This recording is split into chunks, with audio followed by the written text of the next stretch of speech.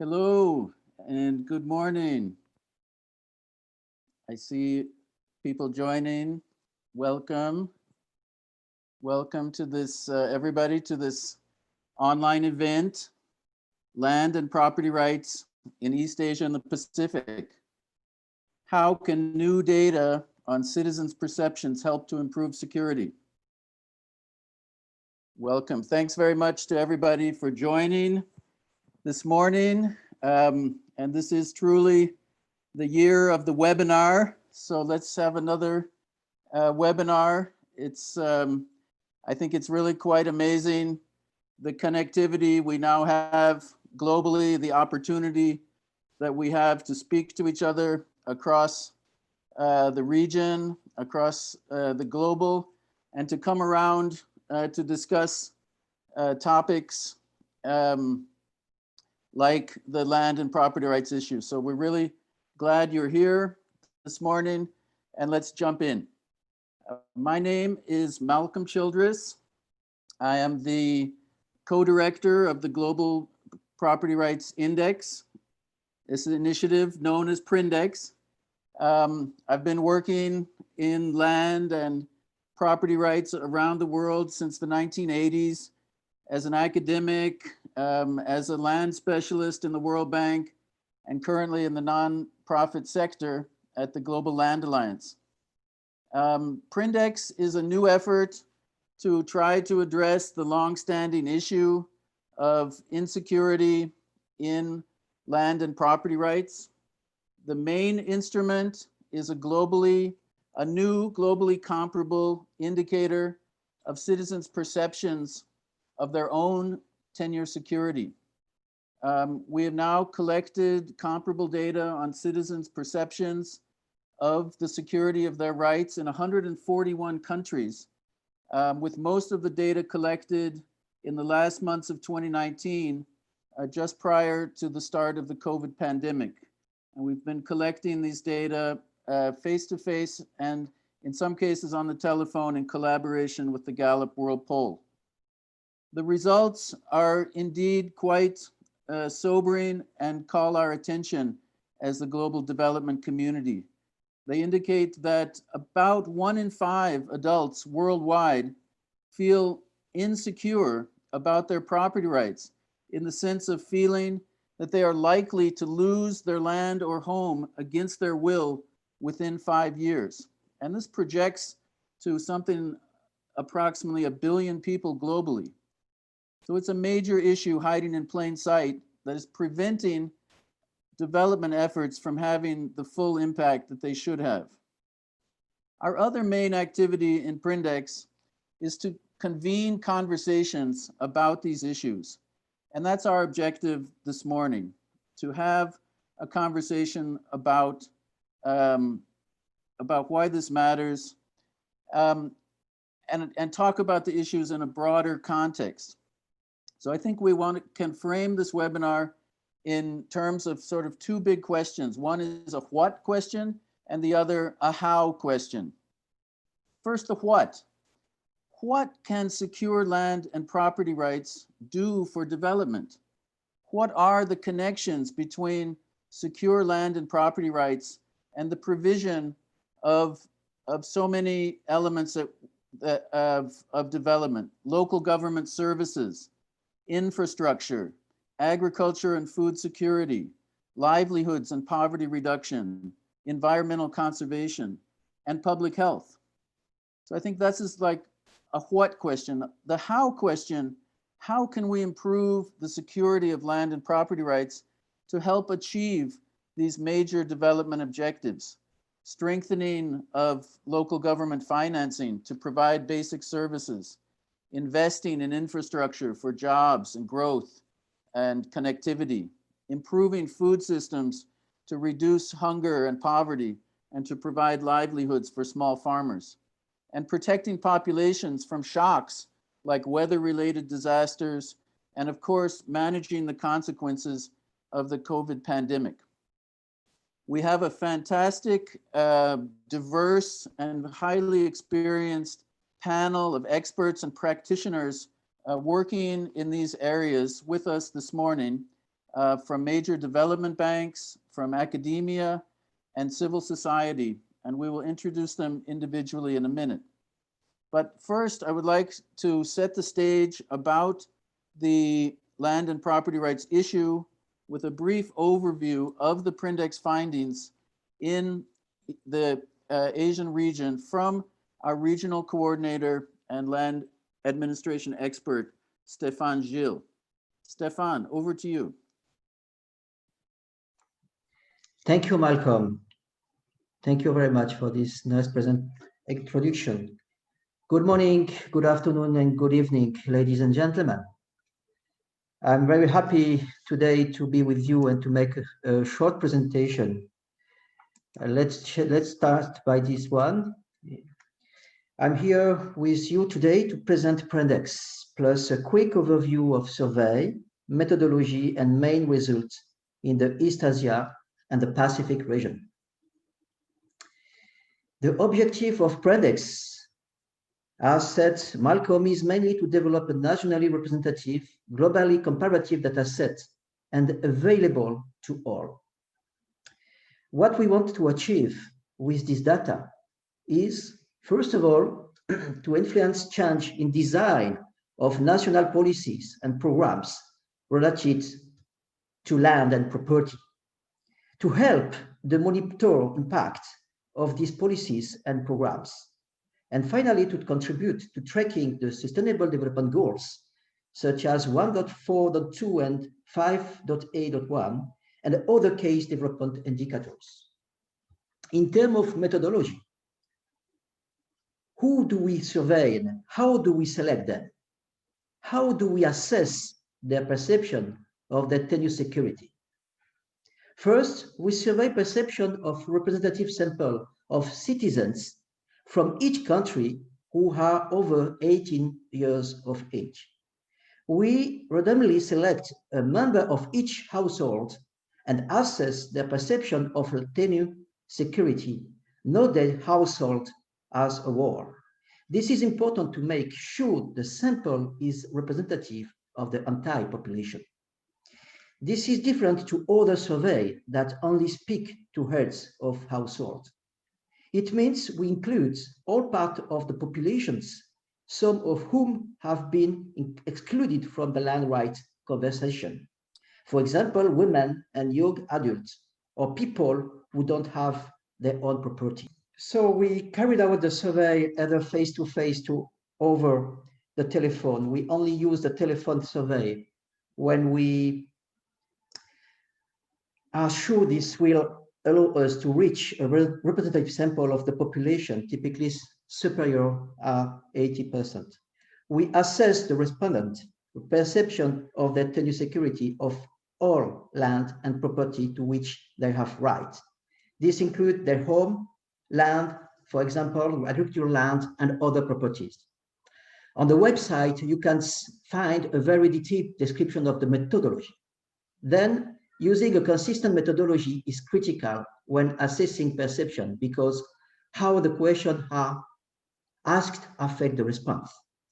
So we use this question. In the next 5 years, how likely or unlikely is it that you could lose the right to use this property or part of this property against your will? We decided to use this question because responses are consistent and it is in line with the Sustainable Development Goal indicator. Respondents are given 6 options for responses: very unlikely, unlikely, somewhat likely, very likely, don't know, or refuse to respond.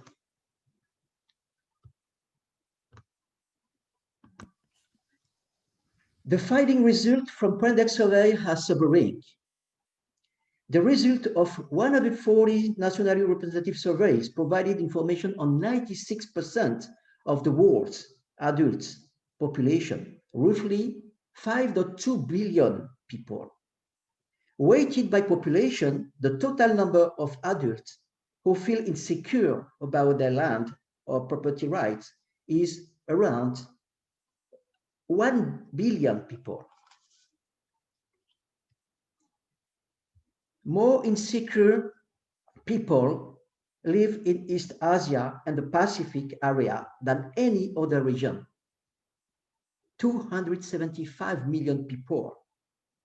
But as a proportion of population, it is only 15% lower than South Asia and other single regions, as you can see in the slide.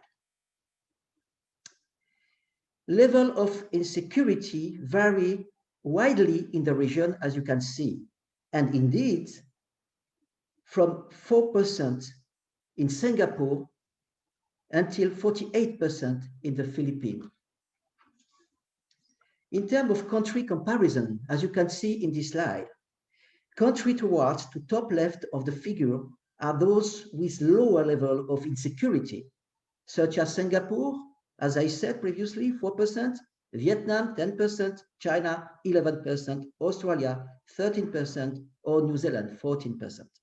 Multiple factors can contribute to a sense of security in this country, ranging from economic prosperity, well-functioning land governance and administrative institutions, and low population density corresponding to lower pressure on land and property resources. Further deep dive studies are necessary to determine why people feel so secure in these countries and what we can learn from them. Positive values are, of course, accompanied by negative ones. Indeed, of this opposite end of the regional spectrum, with extremely high level of insecurity, and which are Malaysia with 34%, or Cambodia with 35%, and the Philippines with 48%, as you can see in the slide. Poor urban planning and scarcity of land could be responsible for a heightened sense of insecurity in the Philippines and Malaysia. Now, who owners versus renters? The most important determinant of insecurity is a person tenure type. This figure shows that renters experience the highest rate of insecurity in all countries in the region, while owners feel the most secure. Through Prindex surveys, it has been identified that in many countries, and specifically in the East Asia region and Pacific, renters feel extremely secure and vulnerable. Indeed, insecurity is strongly influenced by land tenure system. Higher proportion of renters feel insecure than owners, 36% versus 8% across the region. The most common reason cited by those who feel insecure is that the owner or person on the lease may ask the renter to leave. Now, who old versus young? Linked with other spatial and socio-economic factors, such as low income and lower level of education, age is strongly associated with perceived tenure insecurity. In the region, young people are more likely to live in rental accommodation or suffer from financial hardship, meaning that the level of insecurity are considerably higher than those of older generation. For example, a higher percentage of people aged 18 to 25 feel insecure to 22% compared to 12% of people aged 65 or above. Rich versus poor. Yes, self-reported adequacy of income is in general a powerful determinant of perceived tenure security throughout the world. The countries with the largest gap is in insecurity levels between those living comfortably and those with financial difficulties include Australia and New Zealand, Japan and South Korea. One explanation for this trend may be that in these countries, land tends to be acquired through purchase rather than through inheritance, and purchasing land is especially difficult for those struggling financially. In terms of documentation, possession of official documents on land and property rights tends to be associated with greater confidence in perceived security of tenure compared to owner. And renters who do not have official document, 80% versus 62% in East Asia region. The diagram displays the rate of tenure security among owners and renters who say they have formal documentation, those who say they have name on documentation, and those who have no documentation at all. The data show that the share of people with formal documents who feel secure is considerably higher than the proportion of those without formal documents. The difference between the two groups is roughly 20 percentage points in most countries except in Australia and New Zealand. In conclusion, Prindex encourage academics, donors, and policymakers alike to use this independent data to inform their seeking and help identify people and groups most vulnerable and of insecurity. Prindex partner with governments and researchers to complete deep dive studies to explore differences within countries. Please contact us if you would be interested in partnering with Prindex for a deep dive study. Thank you very much for your attention. Thank you very much, Stefan, and thank you for displaying those results. I think as we noticed, the country which actually the highest level of citizen perception of insecurity in the region is the Philippines. And I would actually like to go to the Philippines now with our first panelist. And I hope the internet is working well. We know there's been significant power outages with a typhoon in Manila and surrounding area today. Our panelist is an old friend of mine and someone who's been working in the land rights and agrarian reform area for decades. Nathaniel Don Marquez is the director of the Asian NGO Coalition for Agrarian Reform and Rural Development, known as ANGOC. And Don, I believe, will give some brief remarks and also share a video. Don, please go ahead.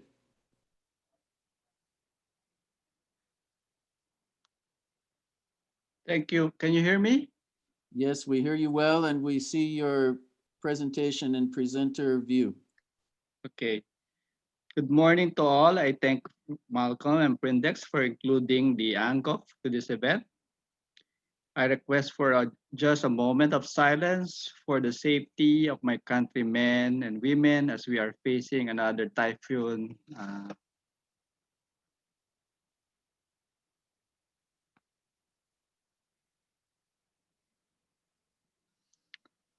Thank you. Let me anchor my intervention that land rights are both a central strategy and a global commitment towards ending poverty, with the inclusion of land ownership and control under the Sustainable Development Goal, particularly SDG Target 1.4.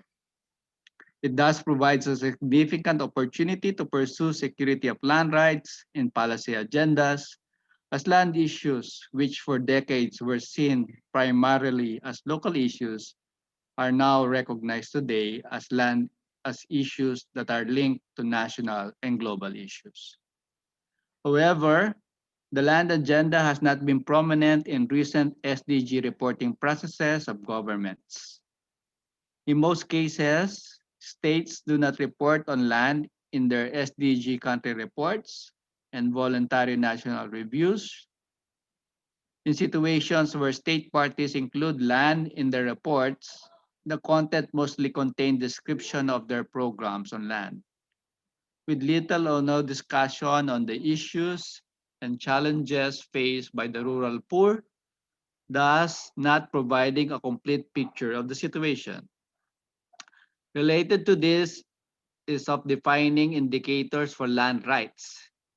In an 8 Asian study conducted by Angok and our partners regarding the readiness of the national statistical offices to report the SDG 1.4.2, results revealed that most countries rely on household surveys and self-declarations for documenting land rights without having to validate such results with land documents. The surveys often ask households respondents about their tenure rights over their home lots and farm plots, but do not require them to show documentary proof such as titles to support their self-declarations. When data on land tenure security is based on self-declarations, there is a tendency to over self-declare one's security of tenure. People are likely to assert or claim their rights to their home lots and farm plots even if without legal recognition for the fear of eviction from their homes. If governments know they do not have documents. The study also reveals that all countries do not collect perception data on tenure rights. Thus, civil society engagement in the SDG, in particular SDG 1.4.2, is critical. The work of CSOs in generating people data on perceptions like what Prindex, Angkok, and other initiatives on tenure security should be recognized and upscaled. Why are landlines fundamental in the context of Asia and in particular in Southeast Asia? Land is more than an economic asset or commodity, as land rights are essential to the full enjoyment of other rights: right to shelter, food, livelihood, health, access to basic services, and in some cases, citizenship and enjoyment of political rights. The right to land and security of tenure may therefore be seen as a human right, regardless of how existing laws see them. Access to land brings a source of survival, but also increases one's sense of human dignity and security and the opportunity to break out of hunger and poverty. In this region, the living conditions of many of the marginalized people have two basic features: poverty and political powerlessness. Tenure insecurity stems as agrarian and other land reform programs still remain unfinished or are poorly implemented in the countries. As such, land ownership in many countries remains skewed and unjust, creating conflict and discrimination. On the other hand, the inherent contradictions of land laws and the absence of proper policies often give rise to many land conflicts and land grabbing cases. There are also laws such in finance, investments, and economics that run counter to land reform, and which tend to concentrate land holdings rather than provide broad-based land ownership and security of tenure. Examples include the sub-degree of economic land concessions in Cambodia and the laws on special economic zones in the Philippines, where the state grant land concessions and economic incentives to provide corporation and investments entities. In terms of land and property rights, constitutions in each country provides the overall policy framework for regulating the acquisition, ownership, use, and the disposition of property. It should be noted that personal property rights are usually defined not by the land laws though, but by the civil code and family code.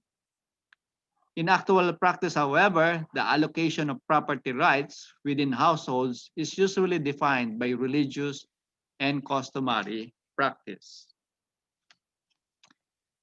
With regard to women's rights to land, many land reform programs of Asian countries often fail to recognize the importance of the way in which control of land is assigned within the household.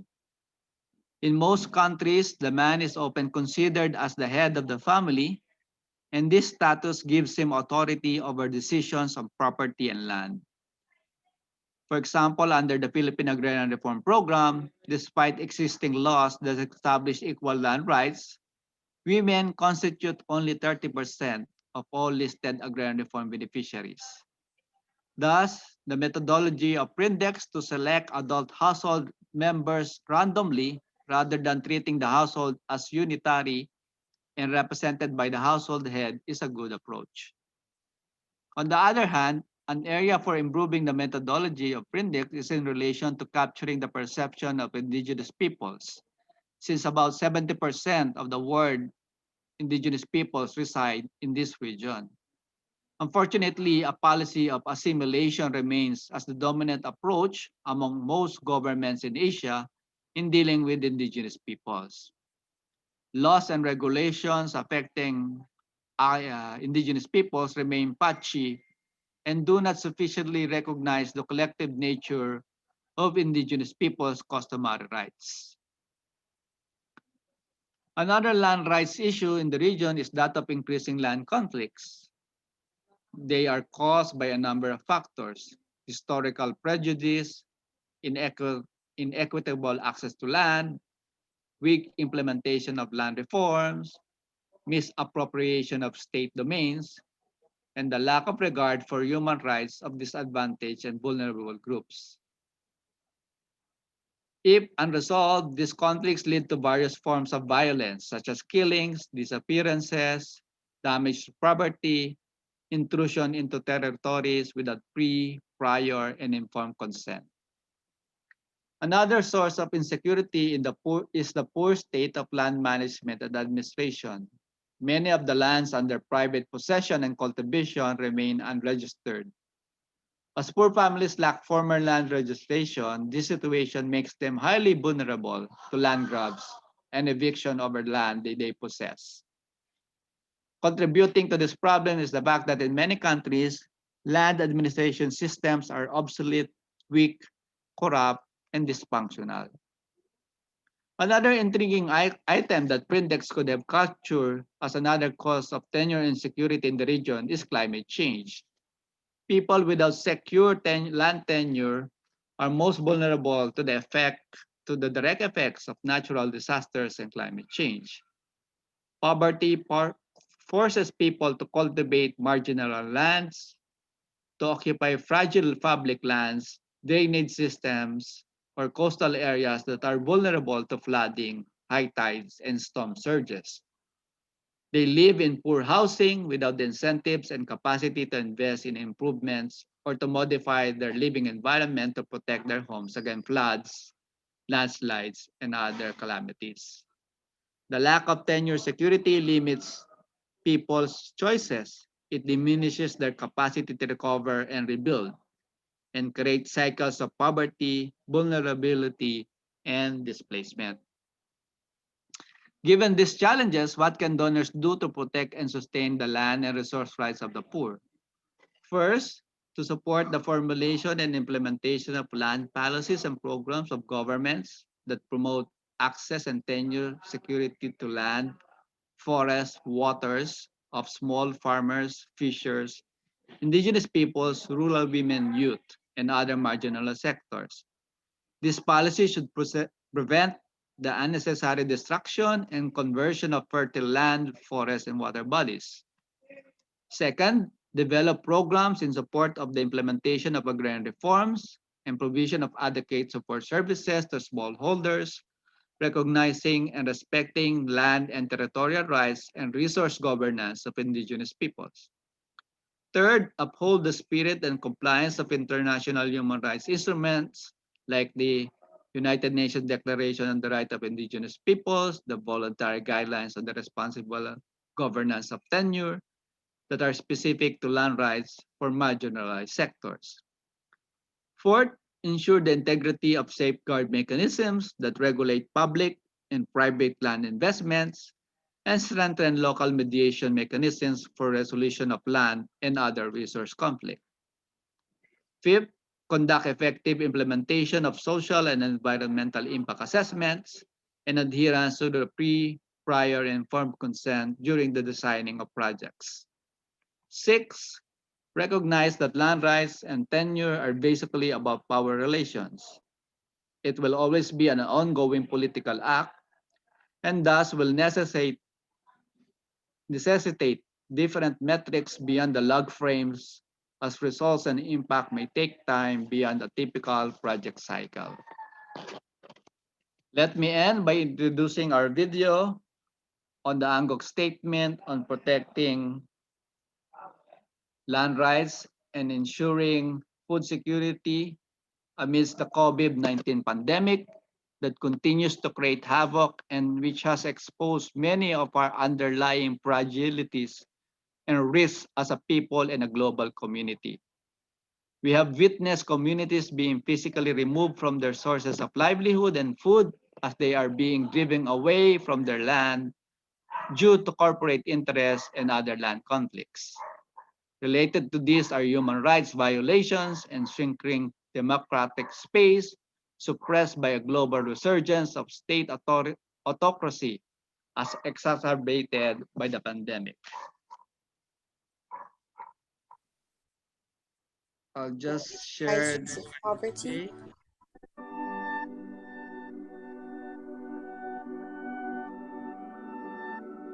The COVID-19 pandemic has evolved into crises of poverty, hunger, and malnutrition, which burden small family farmers and fisherfolk, agricultural workers, landless people, indigenous peoples, and slum dwellers. Nationwide lockdowns and restrictions on trade and travel have disrupted food chains. As governments ask people to stay home, the need for secure land and housing tenure has become crucial for everyone. With the predicted economic fallout from the global pandemic, competition for government resources can lead to tensions between healthcare, land and agrarian reform, and long-term food security priorities. In response, most governments have hatched short-term social assistance programs.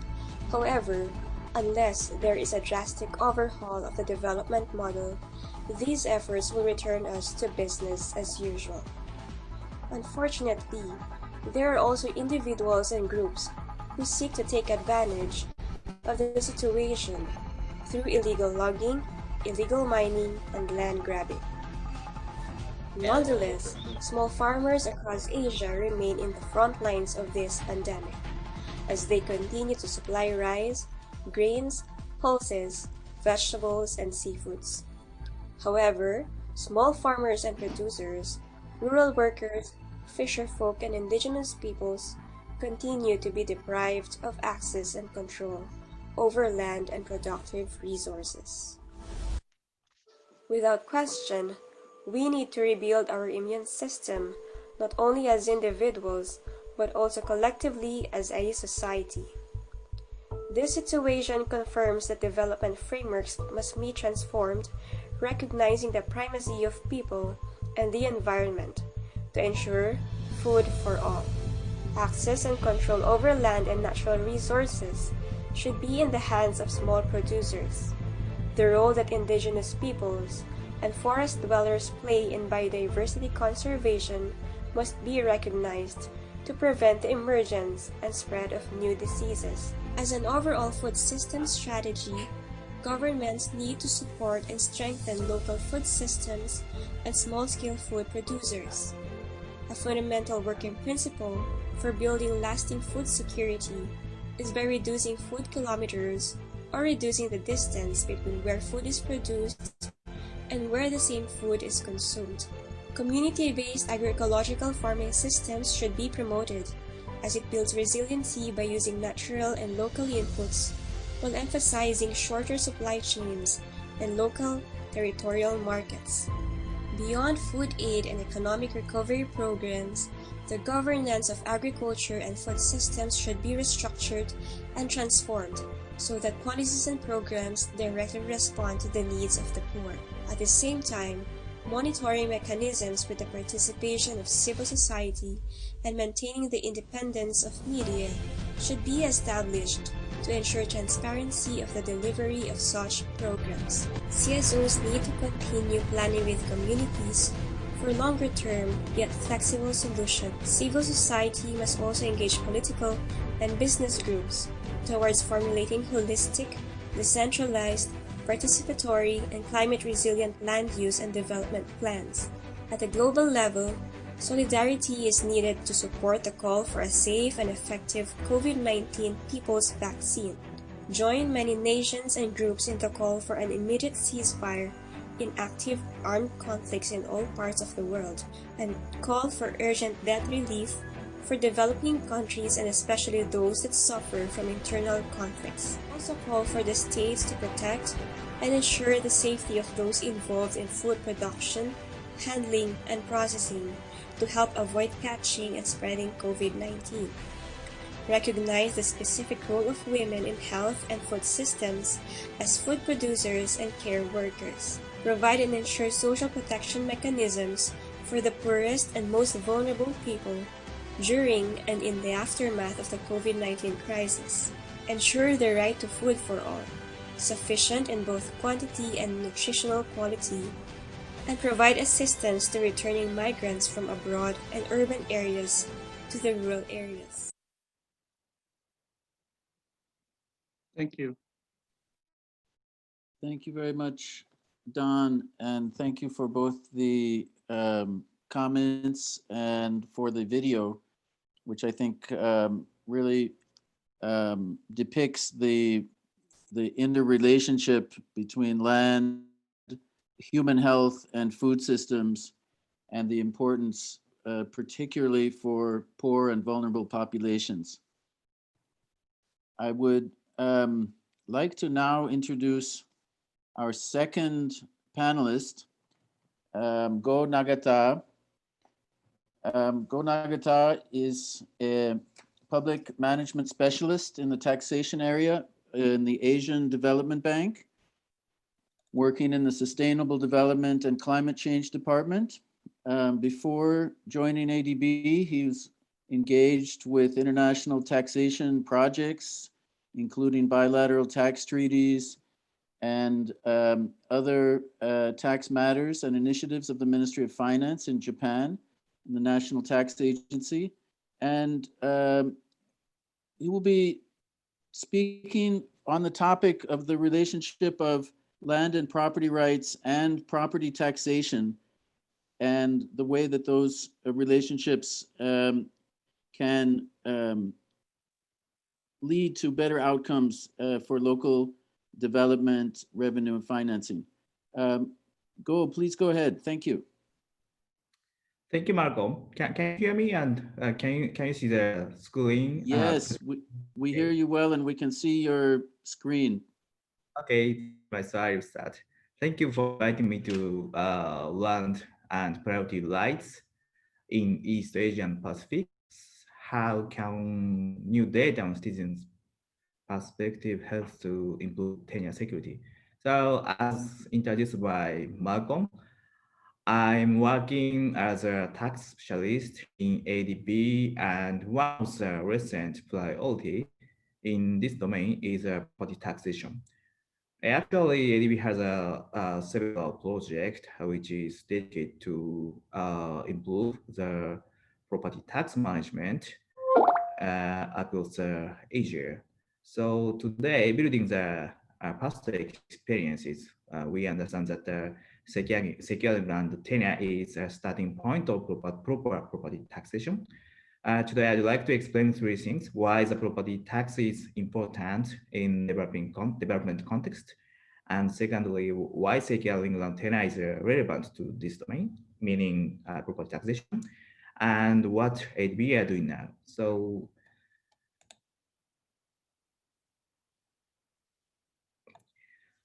first, why address property tax management is important.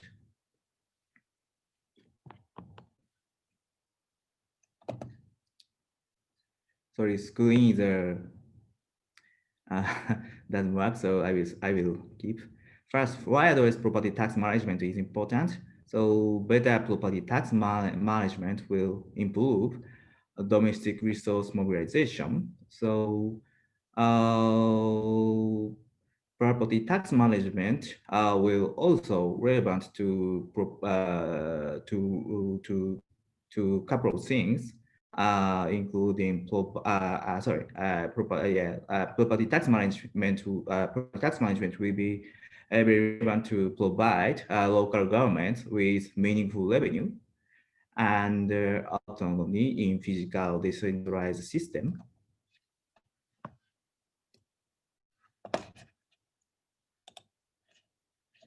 Sorry, I tried to share my screen again.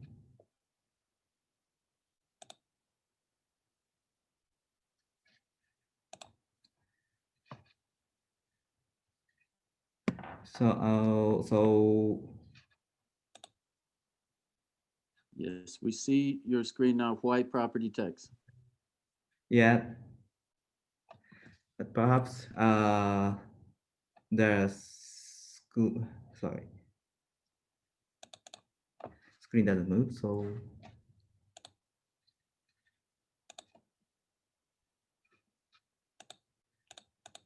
I will just do this screen. So, yep. So, yeah, property tax is also important revenue source to improve service delivery and financial finance infrastructure project at subnational level. So this feature of property tax will also facilitate the DMC, the achievement of several SDG targets. You can see at the right, including the SDG 1.4, ensure land ownership, which is already emphasized by Mr. Marquez, and also it will facilitate a legal framework to ensure property rights under SDG 6.16.3. And somehow property tax improvement of the property tax management will ensure public access to information on property. And also, as I said, obviously it will strengthen domestic social mobilization. Yes, and also this feature of property tax will also facilitate the property tax will promote SDG localization through improved financial capacity of local government. Since it is considered that about 65% of SDG targets will not be reached without proper management, proper engagement of local government. The role of property tax is very relevant to SDG localization. So in addition to this, in the course of improving the property management, we have to, as I said, develop legal framework to ensure property right. Otherwise, meaning that land tenure, including land tenure. Otherwise, country cannot build up adequate property registration system for identifying taxpayers and taxable properties. Despite of its importance, the performance of property tax seems relatively low in our developing members.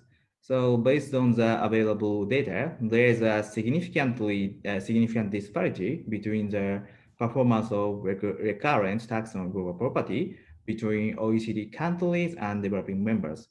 For example, the revenue from the relevant recurrent tax on immovable property to GDP ratio would be from 0.1% of Cambodia to 0.08% of Kazakhstan, while the ratio of the OECD average is 1.1%, and some countries are even around 3%, including UK, French, and USA.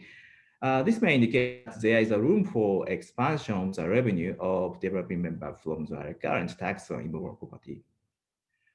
Also, property tax may have a big impact on subnational governments depending on the country's context and if decentralization has progressed or not. While the share of the property tax to GDP ratio may look very small. So as the revenue from the property tax often occupy a major share of the revenue at subnational government, the improvement of the property tax management may have a large impact on the revenue of the subnational government. For example, revenue from the property tax represent 10% of the subnational budget in Cambodia, Philippines, and 5% in Thailand. So this table shows a sample of components on property tax management in the project in recent 2 years of ADB. So against this background, in previous slide, ADB has supported developing members for developing and improving their property tax management through loans, grants, and TAs. However, there is a still existing strong demand across the region. So as you can see, the right column, these projects have targeted property registration, especially in terms of developing and updating physical cadastre. Also in Philippines, at the third row, I believe. Sorry, not third row. Also in Philippines and Bhutan, valuation methodology reflecting market value were focused. The other project helped developing member develop taxpayer database for property tax for promoting capacity of local tax administration. So one of the recent efforts to be highlighted is benchmark study for enhanced revenue performance of recurrent property taxes. This project was conducted last year. The aim of this project was to develop a framework for improving the performance of property taxation. The benchmark study has targeted for members from Southeast Asian countries, namely Cambodia, Philippines, Thailand, and Vietnam. Key lesson from this this project shows that building effective tax system require strengthening the legal and regulatory framework for property registration with institutional and administrative capacity and database and analysis. It is important to have a feasible property valuation mechanism with framework for updating the property valuation regulatory to optimize market value.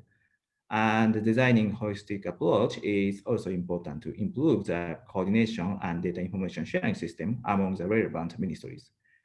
And strengthening technical skill and enforcement powers of related officers is also crucial to raise property tax revenue.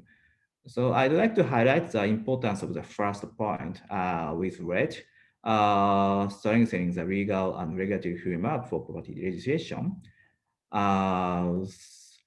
In some countries, without securing the land tenure, we cannot achieve proper tax management.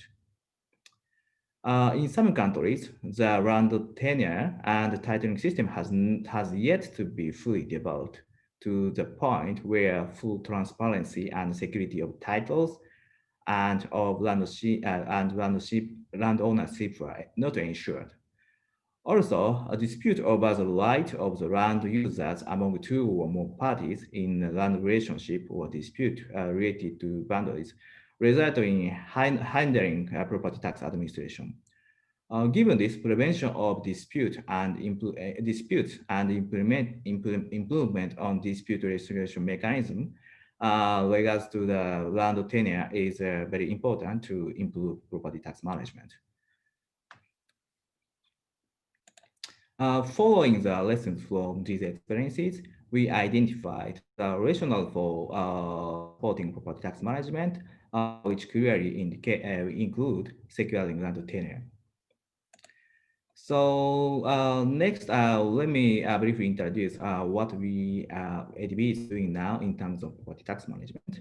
So one of the project is strengthening property tax management for enhancing local revenue. In order to strengthen strengthen institutional capacity for property tax management across development countries, this project is support enhancing property registration and valuation through diagnostic studies and policy administrative recommendation, and producing knowledge tools on property tax management, and conducting some capacity building activity for local policy and tax administration. So ADB will support improvement of the land tenure through prevention of dispute and improvement of dispute resolution mechanism under this project. So the next effort that we have been conducting is satellite imagery and artificial intelligence to enhance property taxation. This project is to demonstrate the remote sensing solution with satellite-based technology and a technology for property tax valuation. We believe that a widespread underperformance of property tax across the region is largely attributable to the high fixed cost of establishing and ensuring the functioning tax register and associated valuation infrastructure. Uh, However, artificial use of the AI and satellite imagery provide a potential solution to overcome these challenges. Satellite-based technology and AI, satellite-based technology and artificial intelligence will provide the ability for rapid, unbiased, and comprehensive survey of location where property has changed to investigate and untapped property tax potential. The point is that it can be done by cost-effective.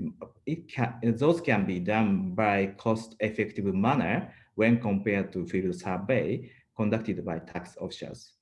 So we are now conducting some pilot project in a few countries, and I'm disseminating this initiative across Asia. So basically, those are all of my presentation. And again, securing the land tenure is one of the important components with respect to property tax management, among others. Actually, I'm very inspired to see that almost 300 million people in East Asian countries feel that their land tenure is not secured. So this fact will, accelerate the. This fact will kind of like be evidence of underperformance of tax in across Asia, and also some catalyst to push the property tax management initiative across Asia and also for ADB. So that's all for my end, and look forward to future collaboration with Prindex. Thank you very much. Oh, thank you very much, Go. Really appreciate those insights and updates about what ADB is doing in the property tax area. And I think you've brought out very strongly the interrelationships between strong rights, the creation of value, the land administration system, and the ability to generate revenue through the tax system. And that virtuous cycle of rights, value, and revenue leading to efficient public investment. And we appreciate that. I also think it's quite interesting, the technological progress in areas like using AI and satellite-based remote sensing, which can recognize properties and be used for strengthening these entire systems of recognition of parcels, recognition of rights, and tax administration. So we look forward to collaboration. We do think that the security shows in a way there's a lot of occupants of land who can use that strengthening across the region. I would like to continue then with our next two panelists, continuing in fact on the relationship between land rights and infrastructure and investment. And we'll have two panelists together. Mr. Hee-Ping Yin-Chi from the Asia Infrastructure Investment Bank is the lead officer for urban policy and strategy at AIIB. He's responsible for advocacy, implementation of AIIB's sustainable city strategy, working with strategic partnerships and facilitating infrastructure projects across the region. And then joining Ping will be Hubert Jenny, also of AIIB, is a senior investment operations specialist who is responsible for preparing and implementing quality and resilient infrastructure projects. He's also leading AIIB's COVID-19 response in the Pacific and Southeast Asia. And be talking about these relationships. I think first will give us, I hope, Ping, some overview of the AIB's approach to urban infrastructure, and then we some also about the relationship of rights in these projects. So over to you, Ping. Thank you.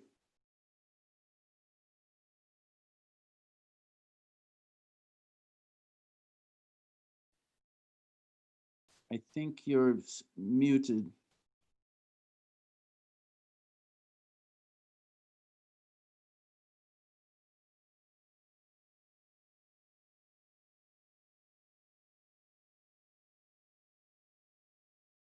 In this year of the webinar is also the year of the muted speaker. And Hubert, I think you're still mute. Now you're unmuted. Please go ahead. Thank you. Welcome. Thank you very much. And it is a privilege and an honor indeed for the Global Land Alliance to give us some space to share our experiences and views on your forum this morning entitled The Importance of Data for Donors Working on Land and Property Rights in East Asia and the Pacific. In the interest of time, let me quickly run through 2 or 3 slides, and I will briefly explain urban policy and our approach to financing resilient urban infrastructure, after which I will hand over the floor to Hubert, my colleague, who will speak more on the dimensions of resettlement, land acquisition, and land value capture. Without further ado, first slide, Hubert. I think you need to give us control of the share screen. You should have control of the share screen. Is it not working? No, I have same problem as Stefan. We can't control the slide. Okay, wait 1 moment, please. Or maybe you do the backup. You can put our slides on.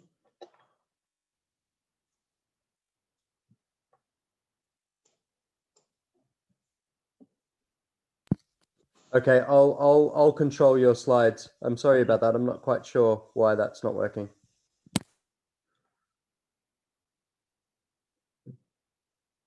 So can go to the next slide. Next slide, please. Right. Ladies and gentlemen, this slide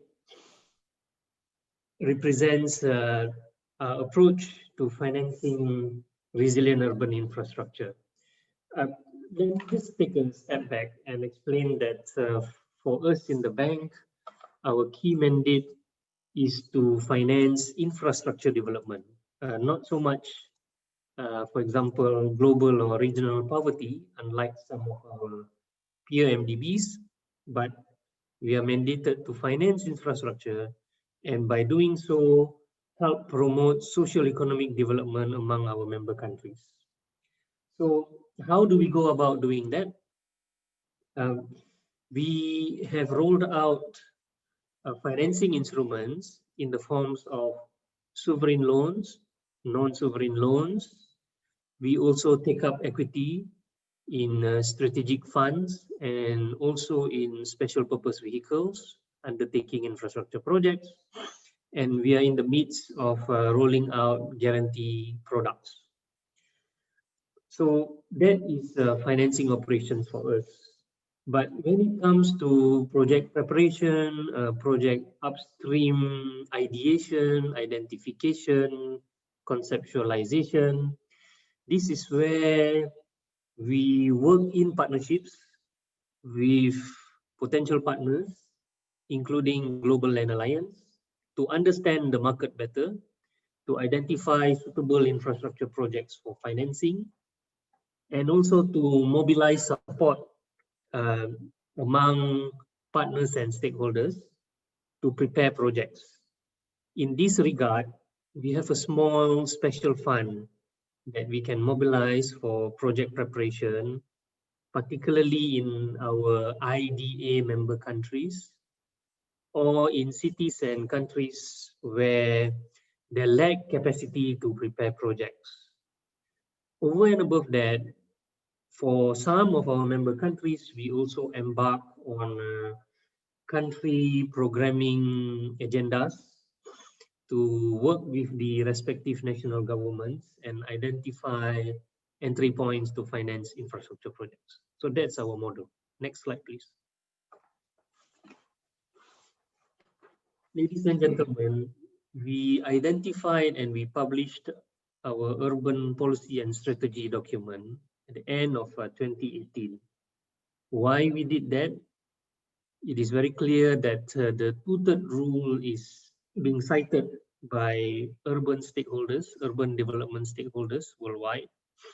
And the urban location is increasingly relevant to us as we try to achieve our respective climate goals.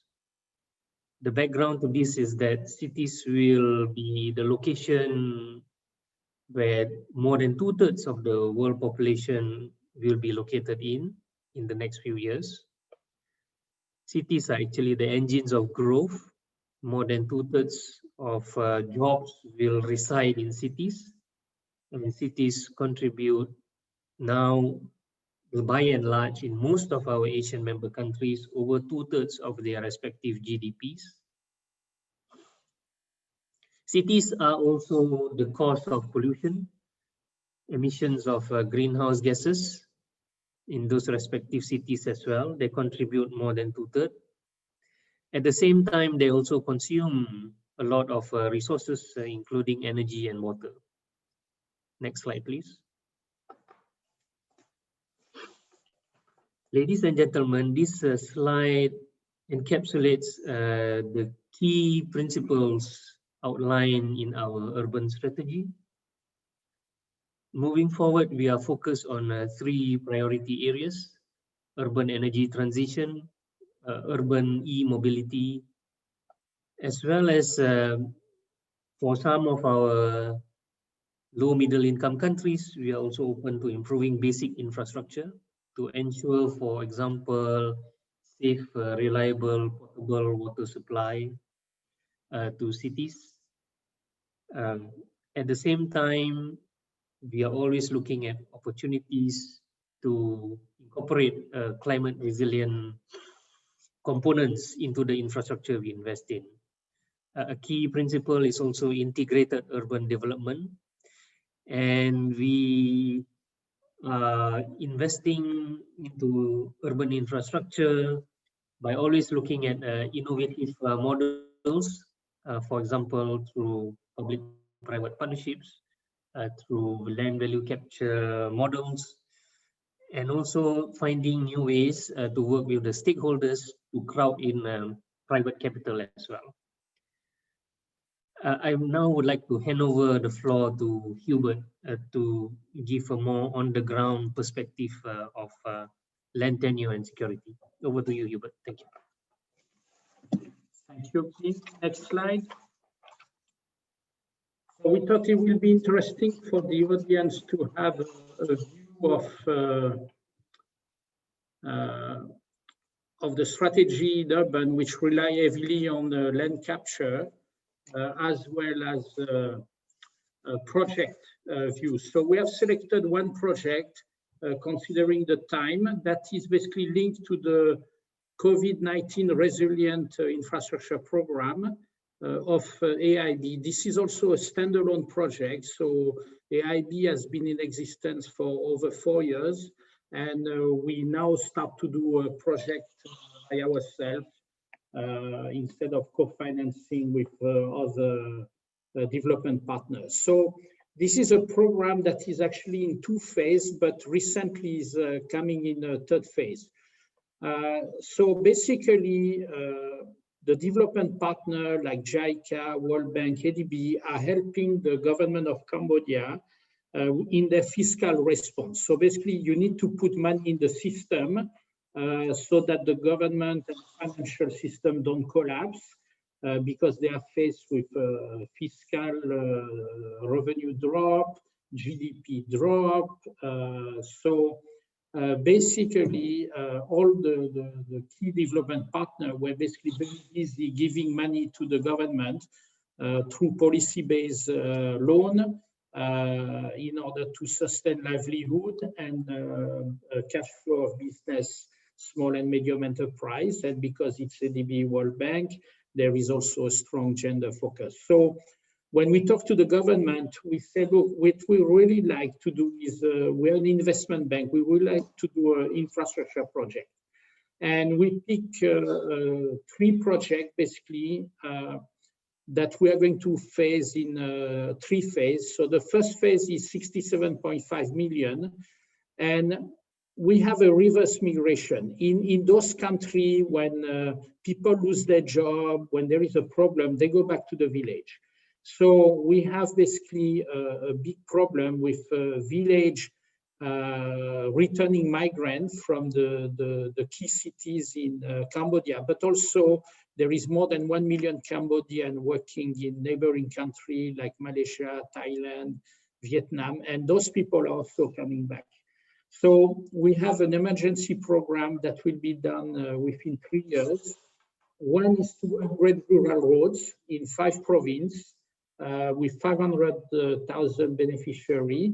And we selected 4 border provinces, 2 with Vietnam, 1 with Thailand, and 1 is the province of Sihanoukville, the key port of Cambodia. So basically, through this restoration and climate proofing of the road, we can ensure trade flow with the neighboring country, but also food security to the city.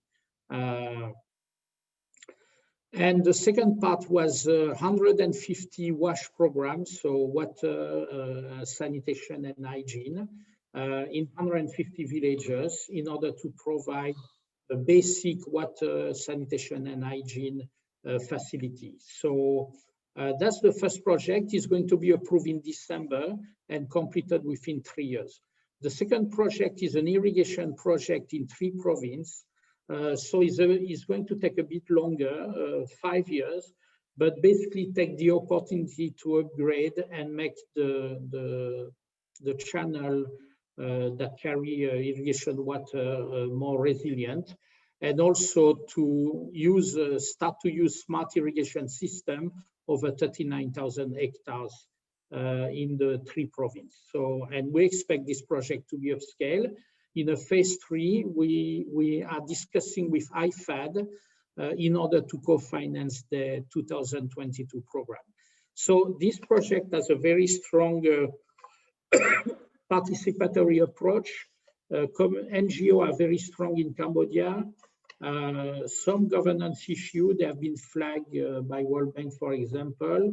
The government is very well off it. They have approved at the highest level of the state standard operating procedure for procurement, for project management, for financial management. And we insisted that the project be driven by the communities instead of the ministries. So there is a lot of restoration, so we don't expect too much land problem. But still, we benefit, we promote indigenous material, and also we promote nature-based solution, especially for the road embankment and the community pond construction.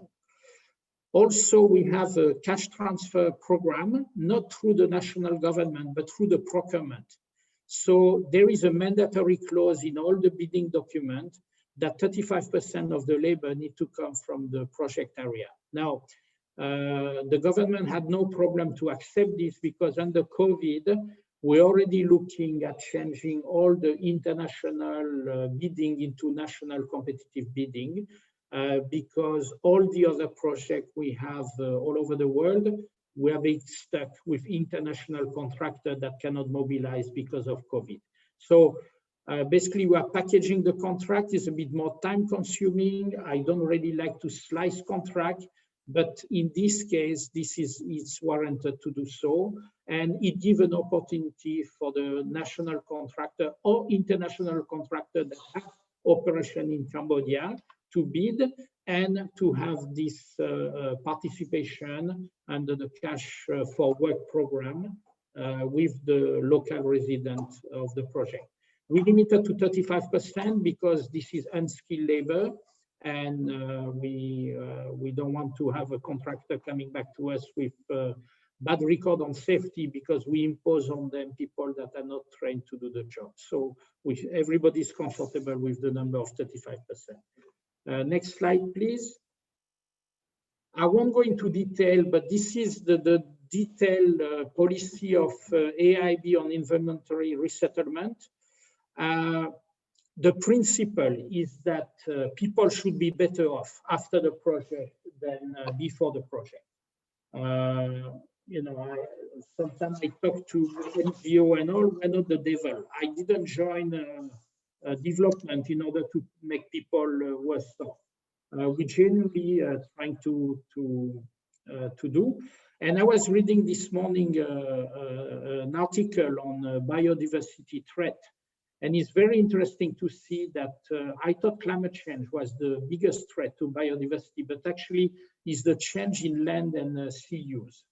So land is critical for biodiversity, especially in rural and underdeveloped area. And climate change, so change in land use and sea use is more than 40%, and climate change accounts for less than 15%.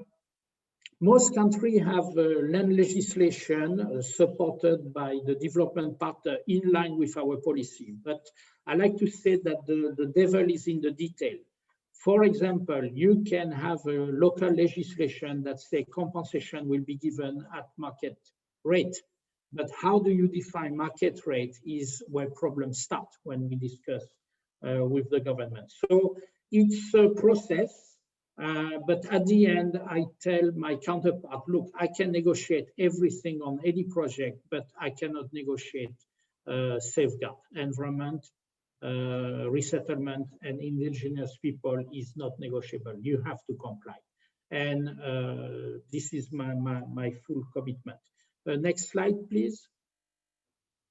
So in terms of land acquisition, it's very valuable for me to have a report from Prindex.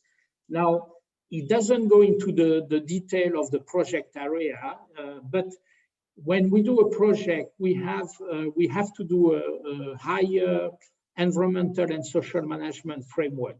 And the environmental and social management framework, you document what are the issues of the country, the specific country, in terms of land use, in terms of gender. And I find the Prindex report very valuable in this perspective because for all the countries that have been surveyed, I can basically take stock of the issue and I can basically work with my counterpart on saying, okay, in this project, we need to address those specific issues that have been flagged at the national level. We have no problem on defining inventory of losses. When we have a project, everybody agree, okay, this is what the project is affecting, especially in terms of land. We minimize the land use through the extensive detailed design. So if we can find solutions that minimize land acquisition, they're always most welcome. And we try to see which land is unoccupied, unutilized, or public land. But if we have people without land ownership right on public land, we cannot just resettle them. Definition of affected people, for example, or vulnerable people. I remember in Vietnam, the development partner definition is when more than 10% of your livelihood is affected by the project, you are basically becoming an affected person. But under Vietnamese law is 30%. So Under a development partner, we have loan agreements that are supranational. We have legal opinions that have been issued by the Ministry of Justice of the country, saying that the loan agreements supersede the law of the country, and therefore our institution policy apply. Next slide, please. And in terms of replacement cost, that's what I was saying, is basically how do we, which method we use for valuation. So it's also very useful for us to, we have a group that harmonize among multilateral development bank the definition and how much we push. So I don't want to go over time, and I look forward to answering your questions. Thank you very much. Thank you very much, Hubert. Thank you very much, Ping. Very enlightening, very interesting to understand the strategy towards infrastructure and urban infrastructure in particular, and also this deep dive into the Cambodian project, how these things are actually handled in the project preparation. And I think, you know, this strong linkage to land rights through integrated urban development. I think this reliance on land value capture, you know, really points out for local financing, really points out the criticality of land rights. I think also it's great to see the strong standards, the strong safeguard, and the strong standards in involuntary resettlement and land acquisition. And I think, you know, very important there, when land rights are clear, it makes it much more feasible to handle these questions of compensation, valuation, acquisition, and resettlement. So thank you, and I hope we can come back in the questions. We have two more panelists, so we'll try to move right to them. Our next panelist is Willem van der Meer from the World Bank Group. He is currently in Indonesia, has been an advisor on issues of indigenous peoples' rights, community-based natural resource governance, currently working on multiple projects, including the One Map project in Indonesia, the Sustainable Landscape Program there, and other areas of land tenure and land administration in East Asia and South Asia regions. Willem, over to you. Thank you, Malcolm, for the kind introduction, and thanks to the Global Land Alliance and the Prindex initiative for inviting me as a panelist. It's really my pleasure to participate and also to learn more about the initiative, as well as the experiences and insights from the other panelists. So I generally think this is a great initiative and extremely important. We often talk about issues of legal certainty when it comes to land rights, but the issues of legal certainty may reflect some sort of formal status, but there's also the issue of real legal certainty, which is reflected by the perceptions and the feelings of people who actually experience the issue of tenure security. And I think that's why this is a very important initiative, because it actually reflects that real legal certainty that people experience. So just a quick introduction. My name is Willem. As Malcolm already introduced me, I'm a land tenure specialist with the World Bank based in Jakarta at the moment, where I work mostly on land operations in the region. Before I joined the bank, I was a researcher with the University of Leiden.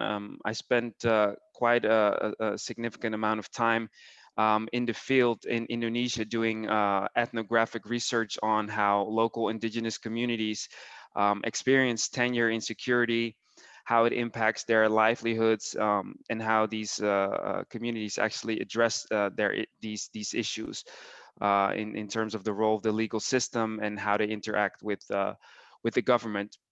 So in this talk, I'm just going to take you through some of the issues of indigenous peoples' land rights in the case of Indonesia, and particularly how indigenous peoples are sort of double impacted by tenure security, and because of their vulnerable position. And then I'll after that, I'll take you briefly through the ongoing World Bank operation on land rights at the moment in Indonesia, how this operation addresses the issue of tenure security, and where we stand with supporting indigenous people's rights. So I hope the presentation is on full Yes. screen, right? Yes, we're on full screen and we see global picture, indigenous peoples and development. Great. Yeah. So just quickly. So according to the World Bank, there are 476 million indigenous peoples worldwide, of which 15% are extremely poor. And some of the most pressing issues that they experience is restrictions in rights and access, particularly land rights, rights to natural resources, access to basic services, and inclusion in the formal economy and decision-making processes.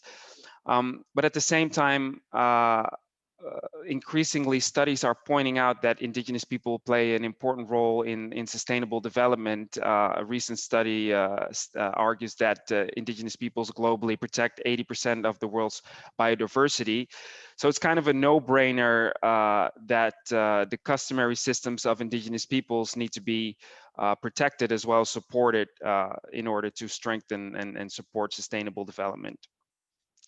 So on the relationship between indigenous people and land, they tend to have a long-standing spiritual, cultural, social, and economic connection to the land. So access to land and land rights is critical, not only in terms of economic security, but also livelihoods and identity. And there's a huge variety actually in terms of how indigenous peoples hold and manage their land. So the form of tenure tends to vary. They may have communal forest that is seen as the collective ownership of the community, but it is also quite common that communities would have a rotational scheme to cultivate agricultural land within the family that may rotate within a cycle of time.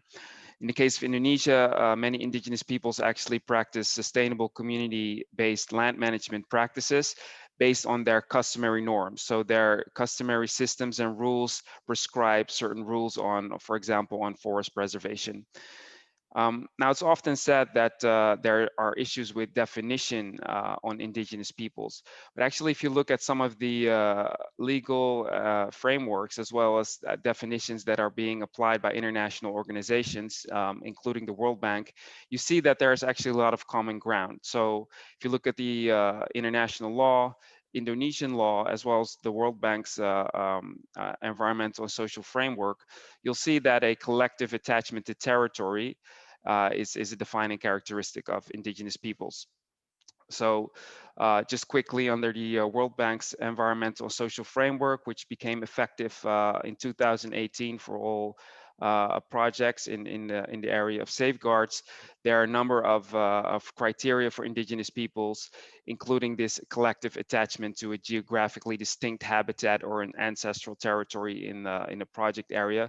So, I mean, this could relate to, it could refer to either land or water, but in most cases, it will probably be pertaining to land. Of course, there's always the issue of how do you define who is indigenous, and the case of Indonesia clearly shows that this is a very complex matter. It's generally understood that there are more than 1,300 ethnic groups in Indonesia, but not all of these actually would identify as indigenous. And according to CSOs, there are more than 2,300 communities that do self-identify as indigenous.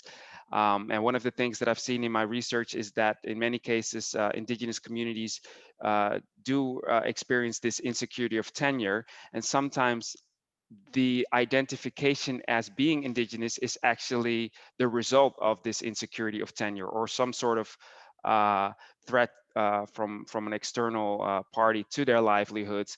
So the causal the causality between on the one hand identifying as such and land tenure security could go both ways. But I think what is most important is that the issue of tenure insecurity is there.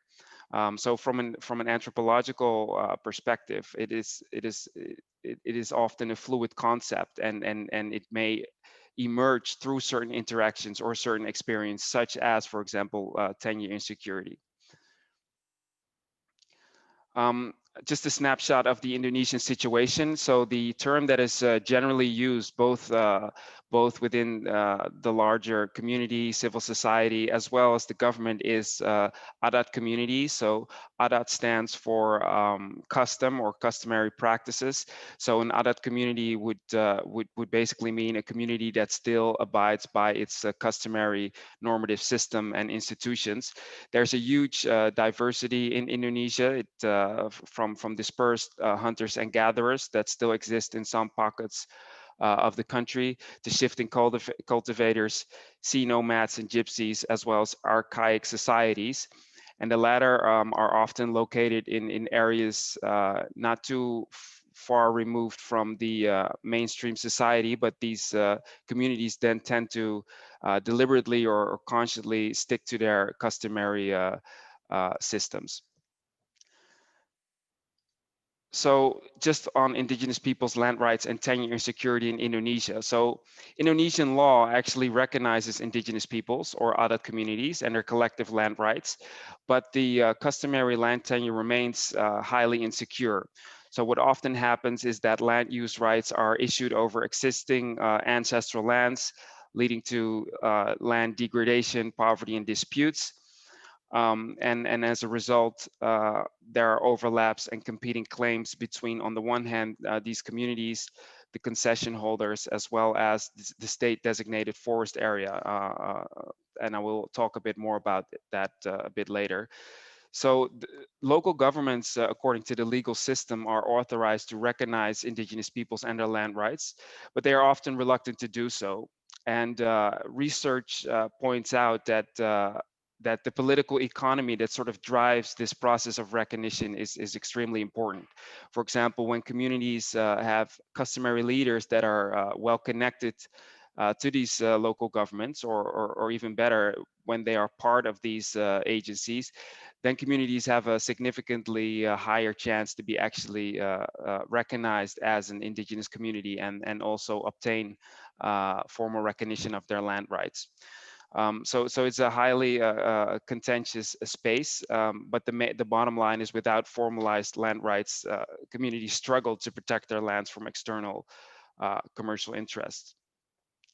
So one space where land rights of indigenous communities in the case of Indonesia are particularly insecure is when it comes to forests. So there are around 37 million Indonesians that live in or near state designated forest areas, which constitutes about 63% of Indonesia's land cover.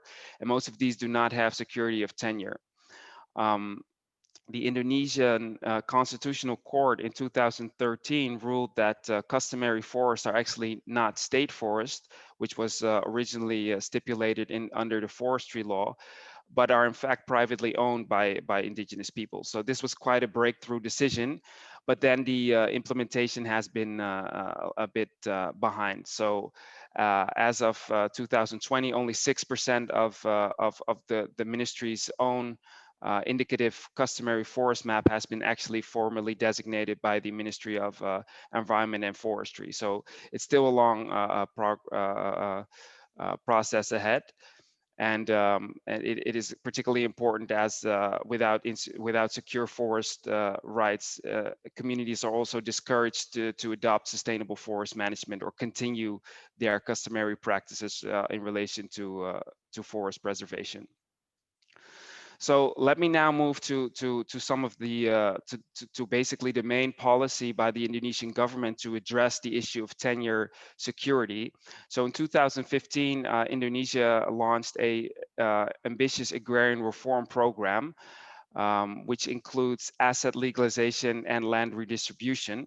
So the asset legalization part is actually pretty straightforward. It's basically registering and mapping land parcels that have not been mapped and registered yet in the non-forest area, and then following up with land certificates. So basically providing tenure security for the for millions of local communities and people that that have been occupying land but have not formalized the right yet. So this is also the program that the World Bank is supporting at the moment.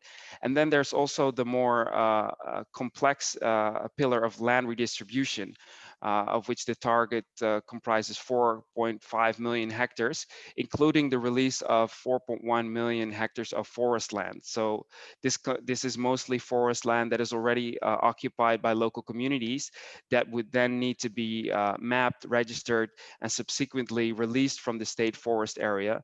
And then when the status is clear, these communities could formalize their land rights. But there's been the progress with this redistribution of forest area has been slow. So since 2015, according to the government data, only 3.3% of this 4 million hectares of forest area has actually been released. So there's still a lot of challenges there. So the World Bank is currently supporting the government of Indonesia with the program to accelerate agrarian reform, also known as the One Map project, which aims to establish clarity on actual land use and land rights at the village level in the target areas. The government of Indonesia counterparts are ATR BPN, which is the Ministry of Agrarian Affairs and Spatial Planning, as well as the National Geospatial Agency, BIG. And the largest part of this $240 million operation is actually supporting the government of Indonesia with implementing this asset legalization part of the agrarian reform program, which is registering and mapping community lands, and which are then being followed up with the certification. So the scope of the project is in the non-forest area, and it also extends over lands that are being held on a communal basis, including by indigenous people. So let me then move to the next slide to briefly address how the World Bank and particularly in relation to this program to accelerate agrarian reform is addressing the issue of indigenous rights. So as I mentioned, the key activity of the One Map project is the systematic mapping and land registration, known in Indonesia as PTSL. There are 7 target provinces in Kalimantan and Sumatra, and the target for the 5-year project is 4.3 million land parcels.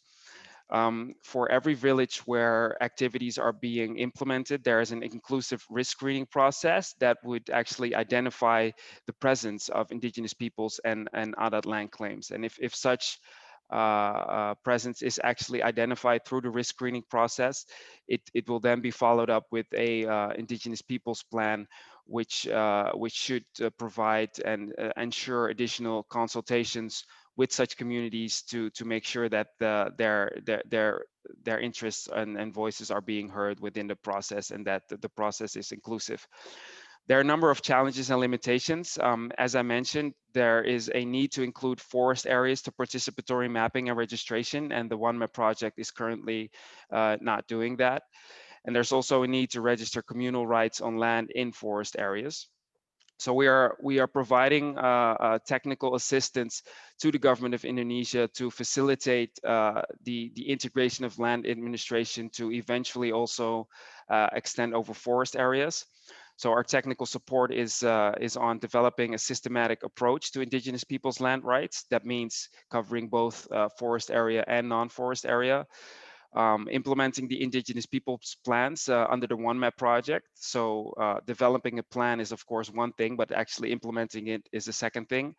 We are doing vulnerability mapping assessments in the project area to get a more in-depth sense of what these communities' main issues are, and particularly in terms of tenure insecurity. And then also global best practice for communal lands, as well as interministerial policy dialogue on customary forest registration, mainly involving the Ministry of Agrarian Affairs and the Ministry of Environment and Forestry.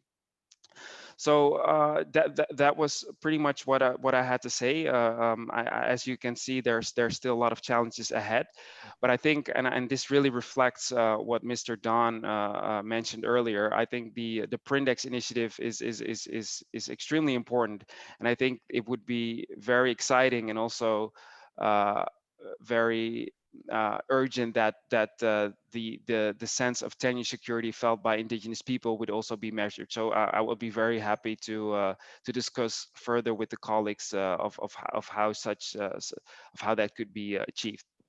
Thank you very much. Thank you very much, Willem, and thank you so much for taking us deeply into the Indonesian situation and the projects. We see both some important progress, but also the scale of the challenges there. And we definitely take the point from both you and Don that Prindex has not sampled directly onto indigenous peoples, and that is a population that's experiencing a great deal of insecurity and needs to be brought out. So we would like to explore how to do that better. I want to move now, in fact, speaking of how to work with the recordation of things like land rights and their location in space, over to Ivanovna, a senior lecturer at Curtin University, and also a long-standing specialist in the geospatial technology area, research fellow now in spatial sciences there at Curtin University. And Ivana, I will just go right over to you. Thank you.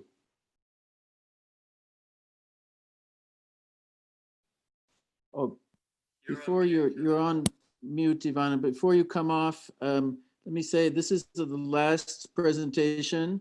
We really appreciate everybody staying with us for all of these, and please feel free to put questions into the Q&A box in Zoom. And Ivan, you have 15 minutes, and then we try to get a round of questions in. Thank you. Right. Thank you, Malcolm. I hope you can hear me now. It's always good to unmute to present. Yeah, we hear you well, and we see your slide on full screen. Great. So as Malcolm introduced me, I'm a spatial scientist, and I'm mostly concerned with setting up information systems, so spatial information systems, and researching several aspects of these.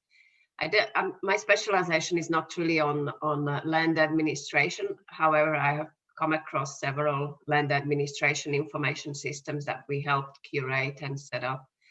Today, I would like to talk about 3 essential principles that would actually support all the great work we've heard about before, and eventually lead to just land administration to all people.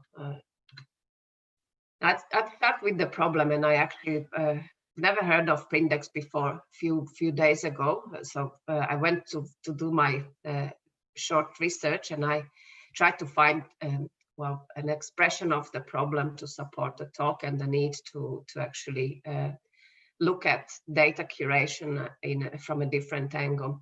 And I saw in each of these resources I've looked at that relate to the topic of our discussion today, that there is a strong need to a proper setup and proper framework where we curate and where we store and maintain our data.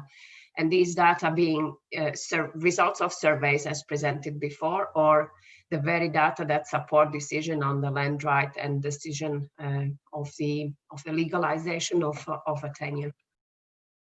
And these 3 principles, I think, maybe not providing direct solution, but it are at least one step further to have systems that really serve what they are supposed to and in a just way. And these three principles are the fair, the trust, and the care.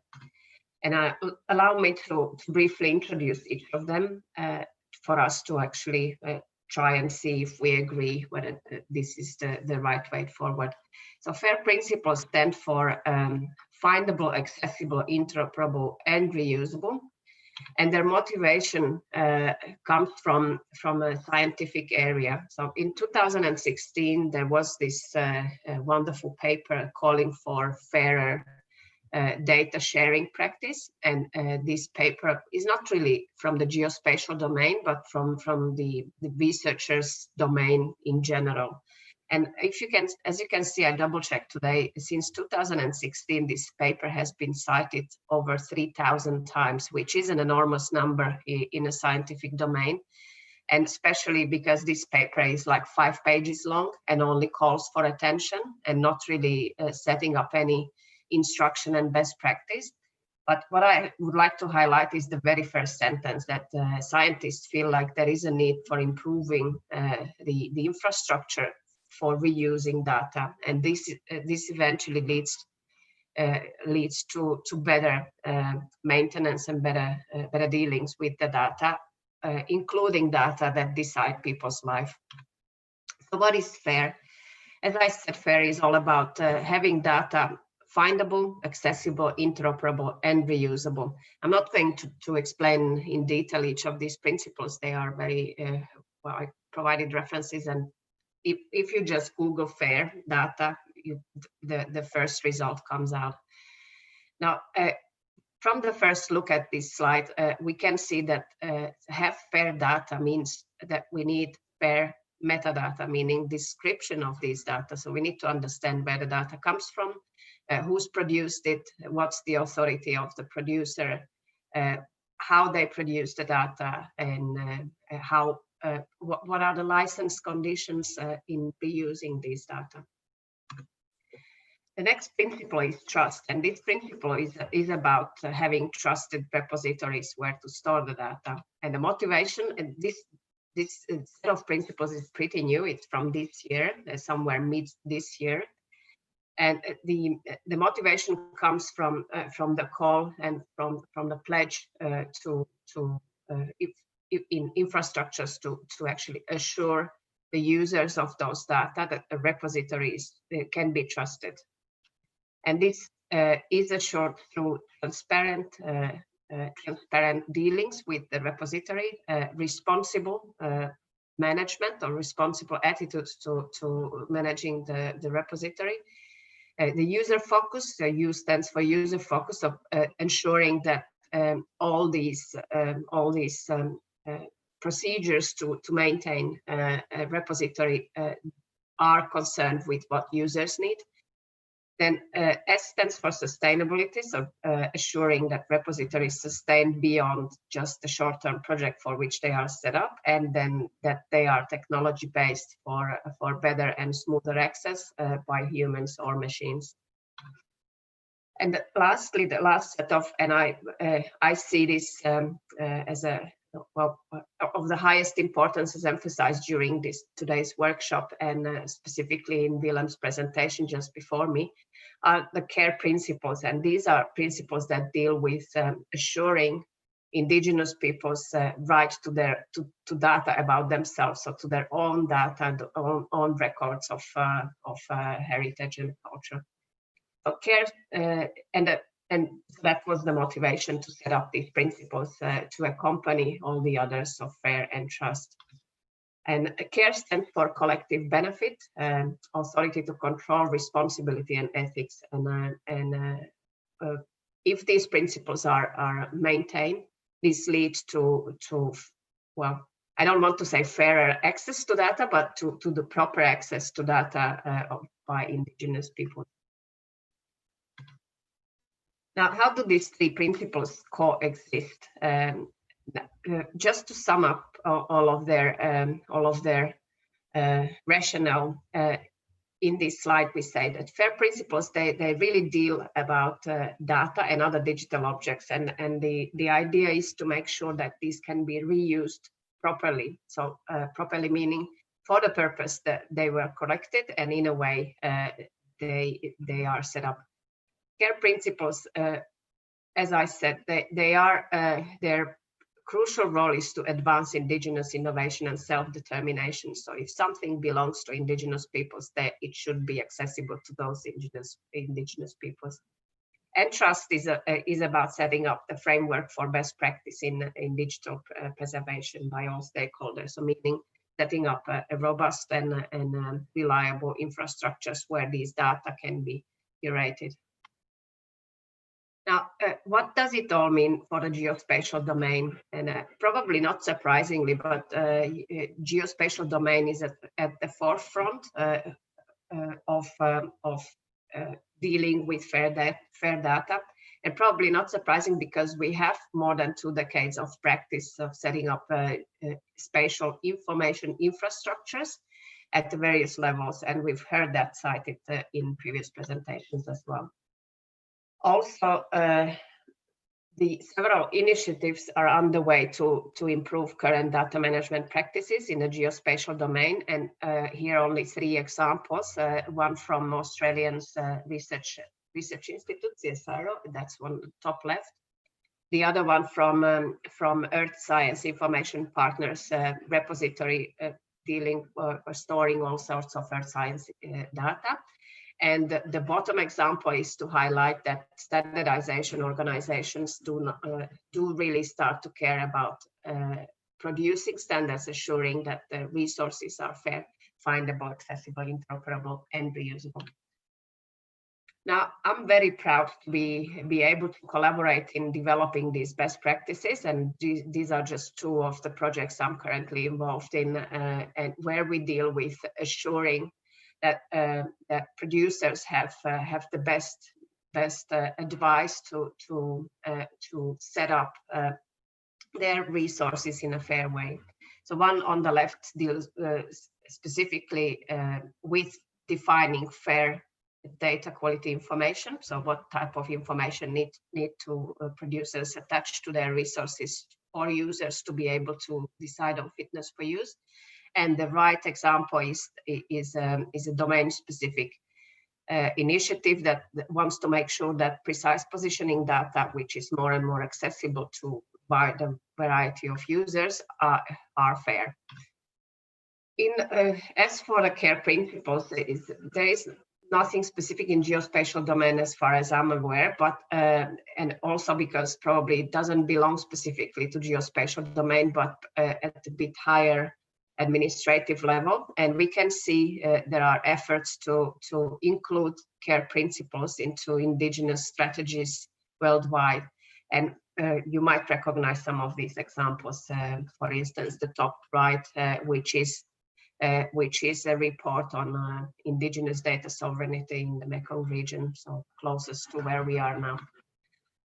As for the trust, there are a number of trusted repositories, and this number is growing. And again, these are not mostly or not specifically geospatial, but a bit more generic or generalist repositories. But curators recognize it's important to actually attach some kind of trust seal to these repositories and start to adopt the principles just explained. As for my own experience, there's not much I could actually show, and simply because, as you could see, many of these were defined in 2020, and activities actually started to activities dealing with the fair and care and trust principles are having a momentum this year. So what I did, I was curious to see how these 3 sets of principles coexist in the geospatial domain. So I probed through proposing a topic for my postgraduate student, and was expecting, was curious if somebody bites. And I had I've been lucky. I had a student that did a first systematic review of Australian and international geospatial repositories and compared against these principles. I'm still to wait for her submission, so I'm not really sure what's the overall conclusion, but we at least have a first insight how it looks like in Australia and surrounding region. That's all from me. thank you for your attention, and of course I'm open for any questions you might have. Over to you, Malcolm. Thank you very much, Ivana. That was really interesting. And what I was doing while you spoke was trying to say, how do I, almost each one of the principles could be applied directly to land rights and to the kind of best practices in land rights.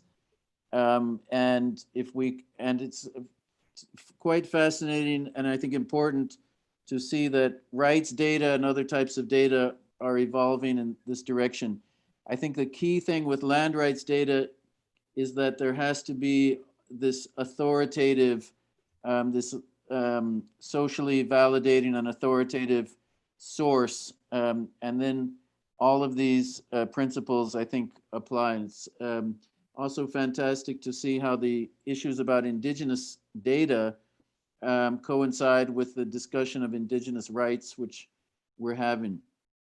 We are running slightly late, but we have time for some questions, and several have come into the question box. So I'm going to jump right to those. And I think the first one is really to Willem Vandermeer from the World Bank. And Willem, I don't know if you can see the question, but the question is, how does the current World Bank One Map project identify communities living in forest areas? Is that considered state land?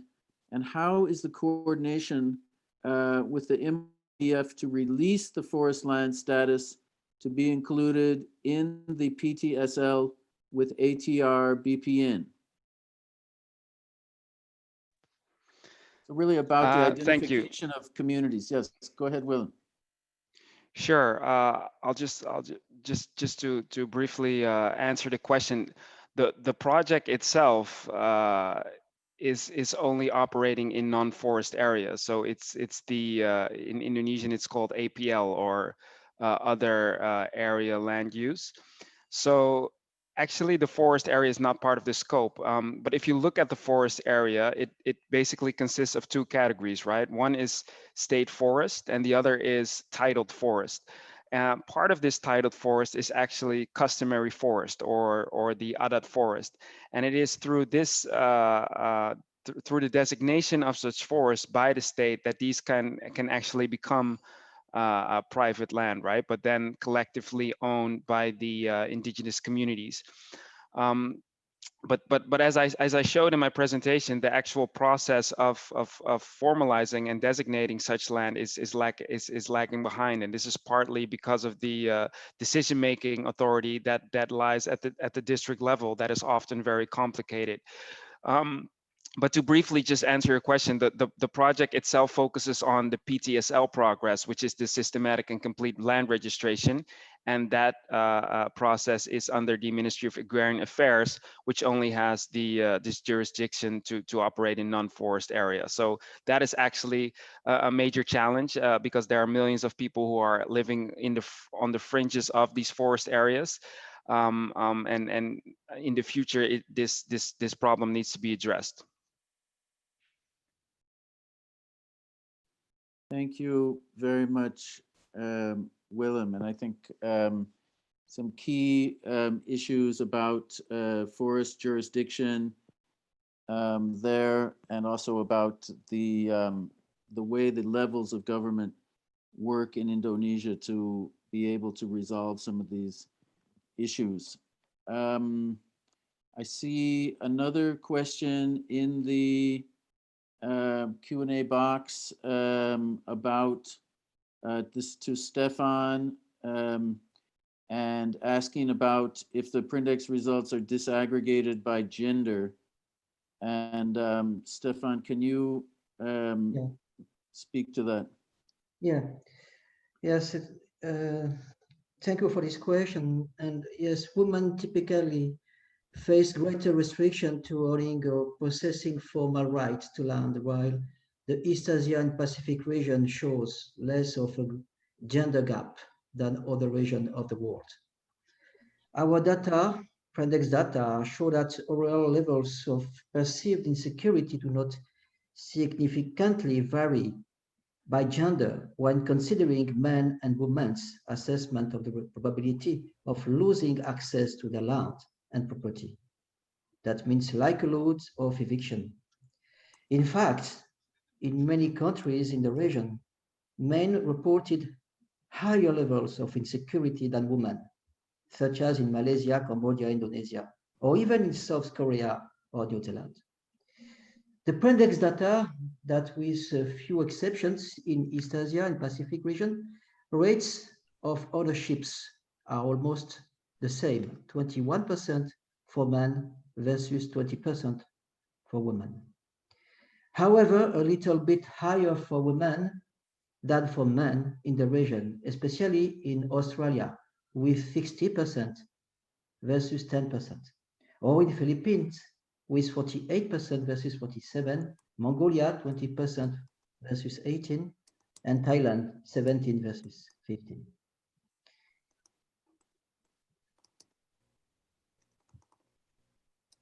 For the second question, is about the surprise by the finding, and if our effort to cross-reference with other existing gender data on land ownership. I can answer yes. Indeed, it is the case. However, for providing you more information about that, we need to be linked together with the person who asked the question, and we can provide more details. And regarding the methodology we already highlighted during the presentation at the beginning of this event, we explained a little bit about that. However, I will be very happy to be more precise and to provide more details to this question, to the person who asked the question. Thank you so much. Yes, thank you, Stefan.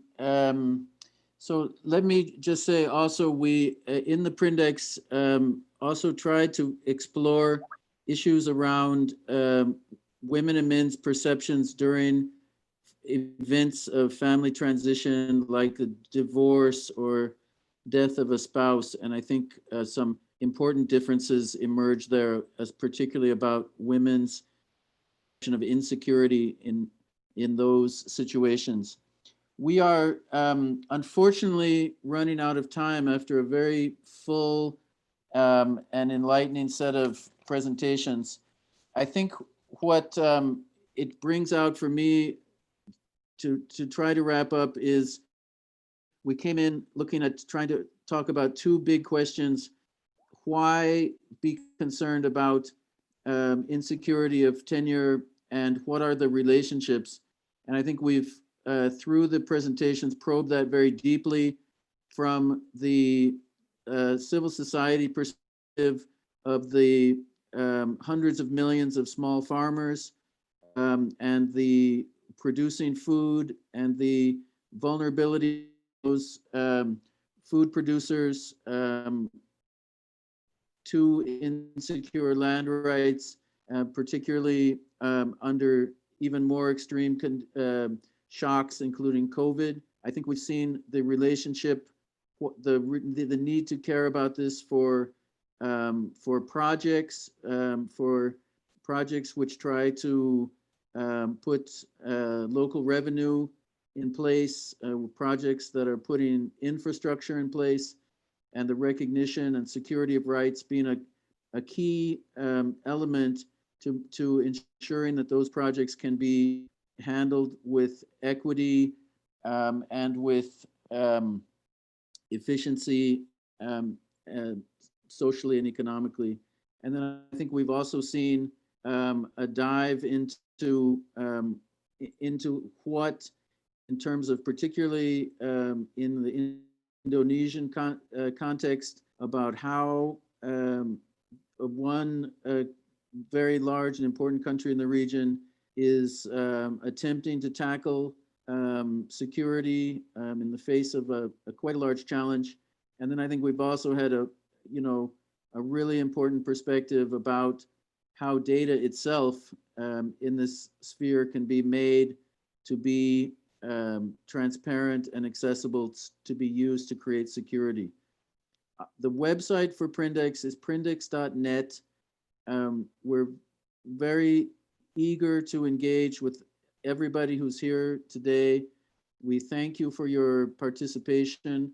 I want to thank all of the panelists for their contributions and their work today. And thank Stefan, Gilles, and Ryan Flynn, also from the Prindex team for organizing the event. I'm very eager to provide more information at prindex.net or to try to follow up individually.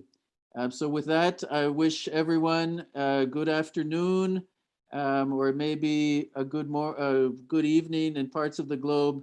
And I hope that everyone will stay safe. We're thinking about the Philippines tonight. We're thinking about everyone facing the pandemic. Please stay safe and well, and thank you very much. Bye-bye.